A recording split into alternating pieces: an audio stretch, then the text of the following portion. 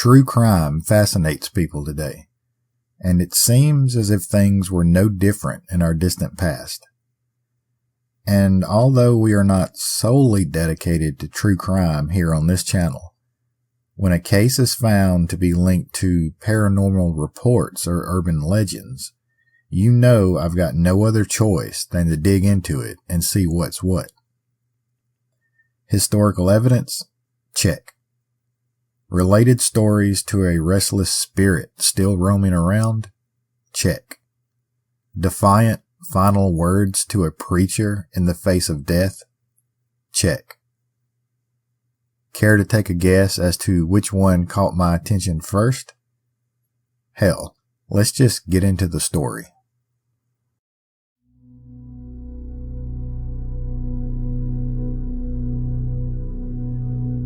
Everyone loves a good, strange, weird, or bizarre story.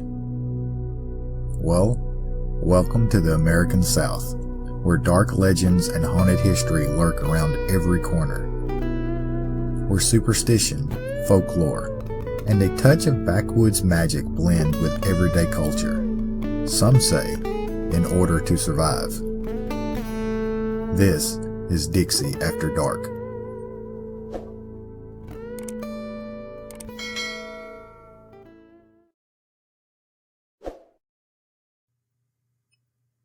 (1819), a time when the seas were threatened by pirates and privateers. And if you think those living inland had it better off, think again. Pirates were a thing there as well. They were just known under a different name, highwaymen. People of the day earned their living in trade, livestock, food, goods, people. It was an anything goes when it came to items for trade. Sure, these things were sold in the markets, but straight out trades were growing in popularity at the time. The country found itself in the Panic of 1819, a time that many historians call America's first Great Depression. The financial crisis was caused by a number of things. Decreased demand for American goods overseas after the end of the Napoleonic Wars, banks giving out risky loans, the shuttering of small businesses and farms, decreased faith in the government. Things much like today, I guess. Most historians attribute the Panic of 1819 as creating a sectional divide that would eventually lead to the American Civil War. Just a little food for thought. People often traveled good distances to buy, sell, and trade goods in the marketplaces of major cities. And in 1819, Charleston, population-wise, was one of the largest cities in America, second only to New York City. The roads in and out of Charleston stayed busy with people bringing in goods, leaving with cash, vice versa, all day, every day. This created a right picking grounds for highwaymen, and the financial collapse of the day forced the number of highwaymen to grow and grow. The closest thing these travelers had to a safe spot were the numerous inns that were spread out along the path. Not that these were particularly safe, though. The highwaymen needed places to stop and rest as well, right? And many of these inns became unofficial headquarters for roving bands of highwaymen to operate from. Our story today looks at one of these inns in particular, the 6 Mile House, just north of Charleston. The inns in those days worked much like rest stops, a place to feed and water your horses, get a warm meal, and a room for the night if needed. The names of these inns also worked as mile markers for the roads. 5 Mile House, 4 Mile House, 3 Mile House, so on and so on, marking how far from the city limits you were. The less violent, more tamed highwaymen would hunt these inns, often luring travelers into poker games or the like, cheating them out of their earnings. Others simply watched and listened, gauging what travelers had with them, what they were planning to earn, and the direction and schedule of their travels, only to pounce on them later on. The majority of these highwaymen stayed on the move to not draw much attention to themselves and to blend in with the travelers themselves, making identifying them a difficult task for local authorities, much less catching them. The existence of these highwaymen were causing a noticeable impact on the already struggling economy of Charleston, and coupled with the perceived inaction by local authorities, the community members banded together to take matters into their own hands. On February 16, 1819, a mob set out from Charleston, South Carolina, under the protection of the loosely defined lynch laws of the day. They had a pretty good idea of the general area that the most notorious highwaymen were working out of, and quickly made their way north of the city, first stopping at the 5 Mile House. The mob ordered the handful of people at 5 Mile House to vacate the building so it could be searched for anything that would indicate highwaymen being there or working out of the area. Those there protested the orders though, and this led to 5 Mile House being set on fire by the mob. With this newfound power, spurred on by the adrenaline rush of the destruction of 5 Mile House, the mob now set its sights on its next target, the 6 Mile House. The mob busted into the main room of the 6 Mile House and gave their orders. All those inside had 15 minutes to evacuate the property so it could be searched, or 6 Mile House would be burned to the ground. Those staying at 6 Mile House was less combative than those the mob had encountered earlier, maybe because the news of the burning had already reached them. They may have actually been able to see or smell the smoke from there. Or just maybe, those there saw themselves as a little more cunning. The property and everything inside was searched thoroughly, but nothing of suspicion was found, much to the disappointment to the mob itself. Perhaps 5 Mile House was the headquarters they had been searching for after all. And even if it wasn't, their message had been sent, and hopefully had been received loud and clear. The mob returned to Charleston, pride in tow, boasting about their actions and the justice that they had served.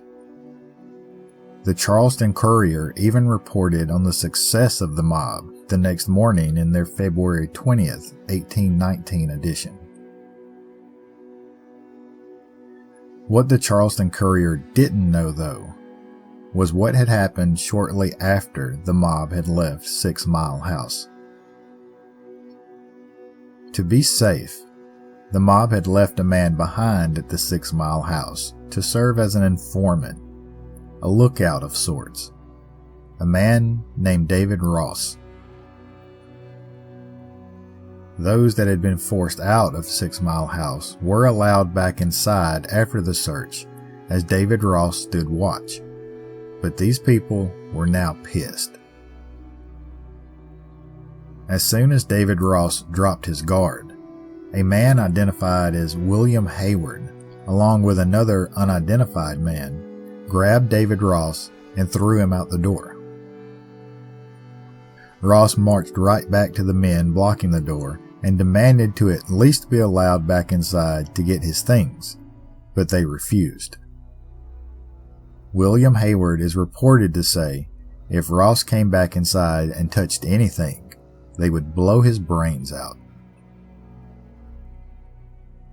This altercation drew the attention of the owners of 6 Mile House, John Fisher and his wife, Lavinia.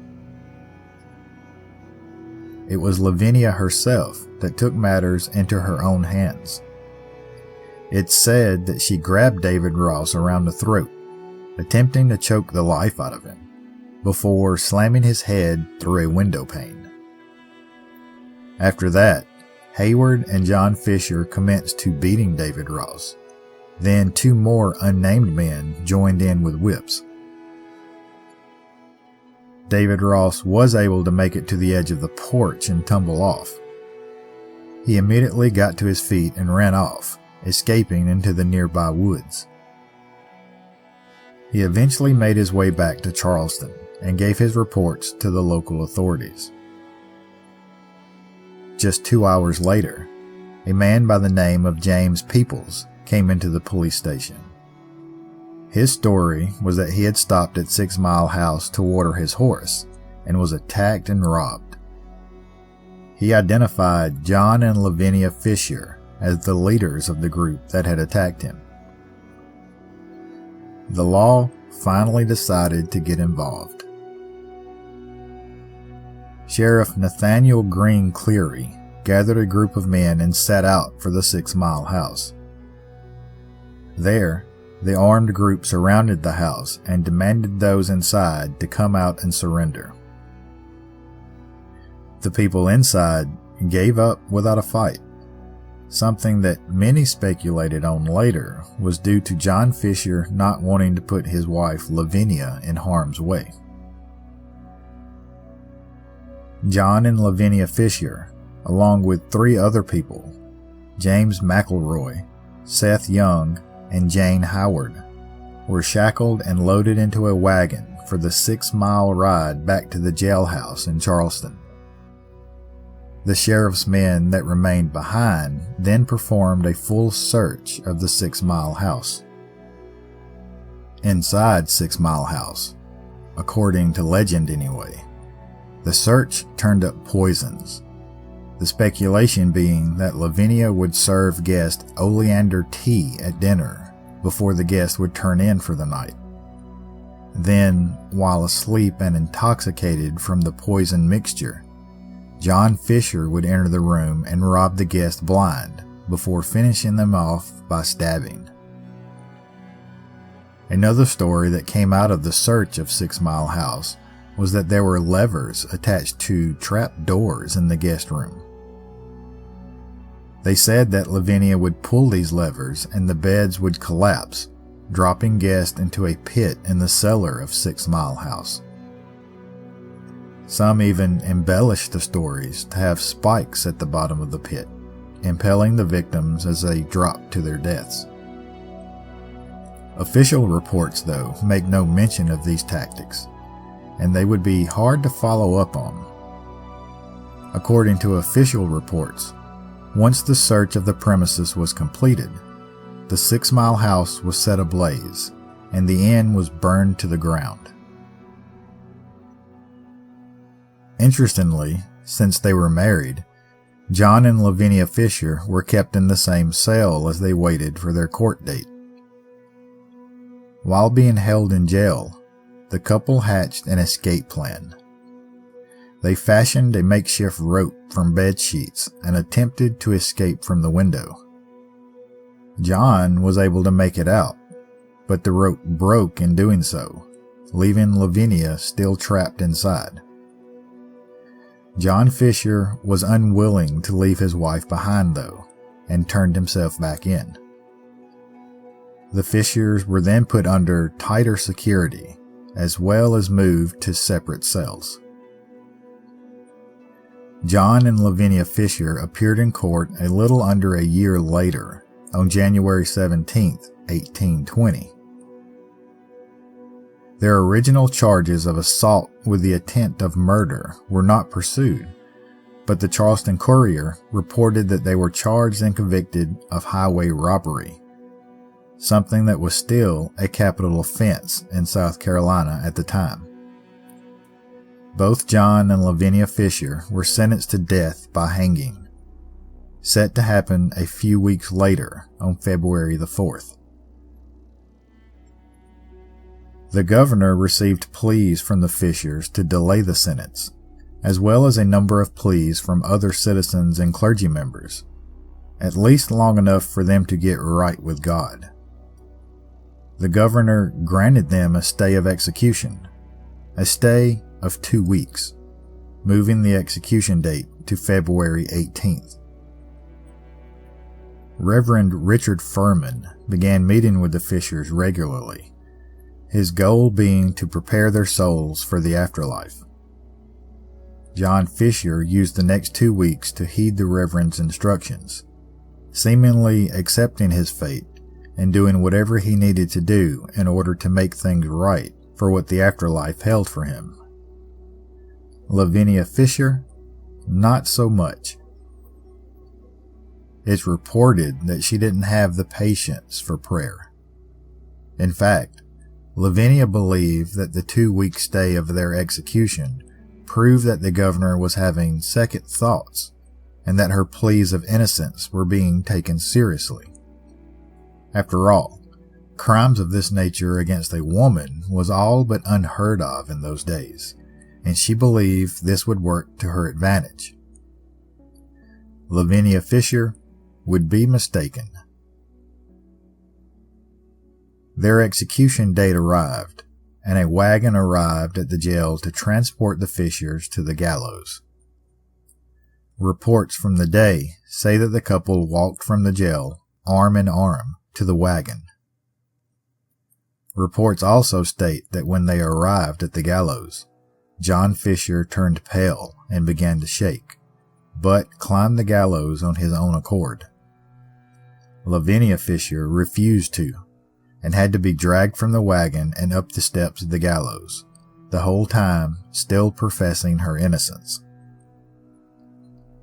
Once on the gallows, though, Lavinia's pleas for mercy turned to defiant curses aimed at the governor. The Reverend tried to calm her and to get her to make peace with God, but Lavinia sharply refused.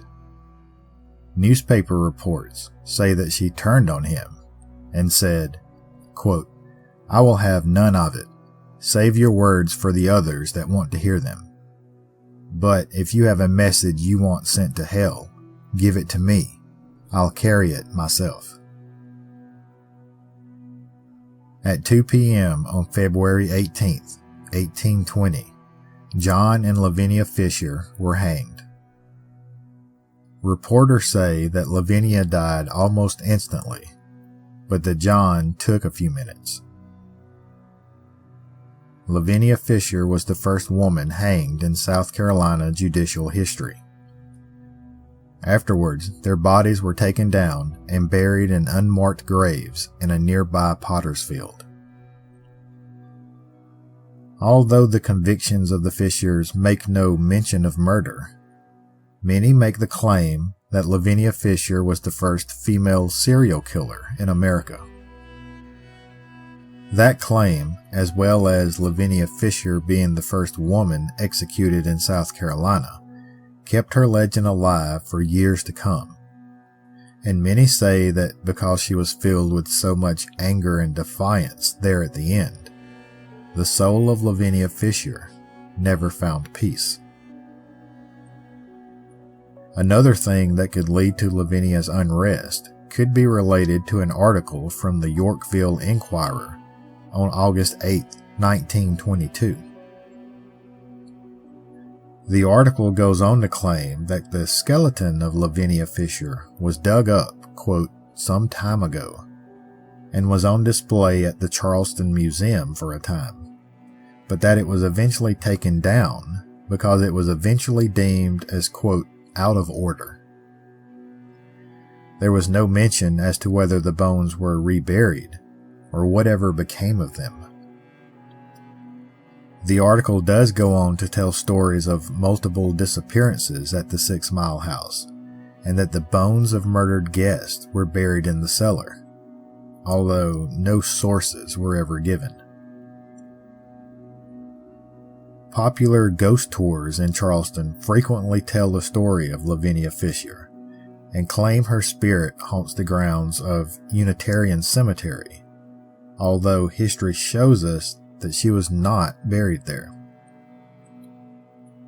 Paranormal researchers do point out that a ghostly female is known to haunt the old city jail, as well as the site of the original gallows, and many believe this to be the spirit of Lavinia Fisher.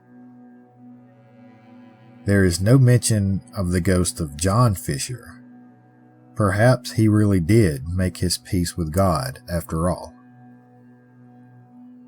Encounters at the old city jail report a feeling of pure anger, and although this could be from any previous inmate, all witnesses seem to associate the feeling with that of a female, as well as a few sightings of a female apparition.